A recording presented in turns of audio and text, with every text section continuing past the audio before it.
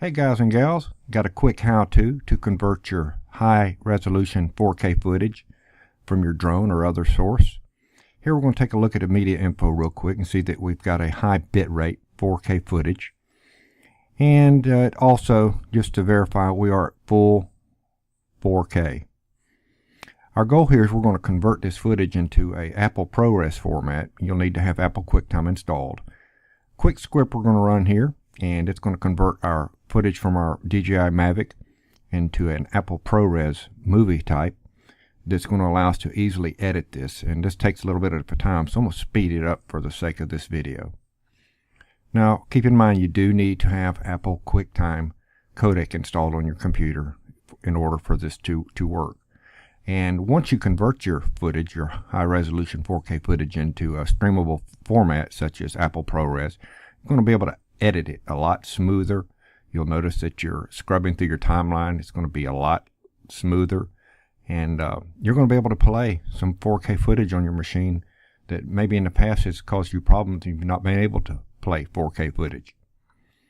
This will be finished in a minute, and what we're going to do is we're going to drag our original clip into our After Effects timeline, scrub through it, and then we're going to go ahead and grab our converted ProRes version onto our timeline and compare how original versus ProRes footage scrubs and handles in your edit.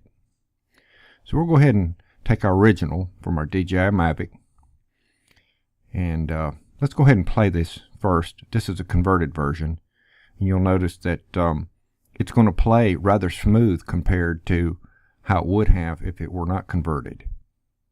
This is just some sample footage out in my backyard with the DJI Mavic filming in 4K. Go full screen here, and you see that it plays quite well.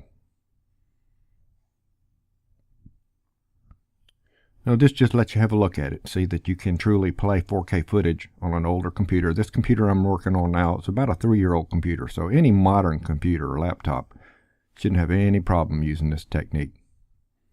So what we'll do is we'll go ahead and drag our original from the Mavic on our timeline and scrub through it in After Effects, and you're going to notice that it's rather jerky, it's cumbersome, it's difficult to move through accurately with any precision. You see it's almost stalled out here.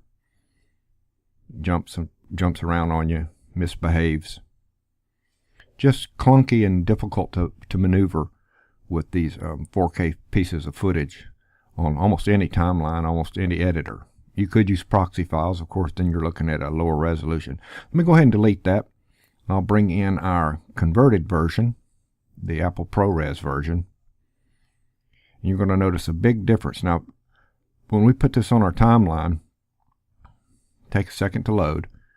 When we go and put it in our composition, you'll see that as we scrub through it, it's much more reactive. You can see we actually can move through the timeline, both forward and backwards, and a much different in the way that it handles as far as usability, being precise on your timeline, scrubbing through it in general.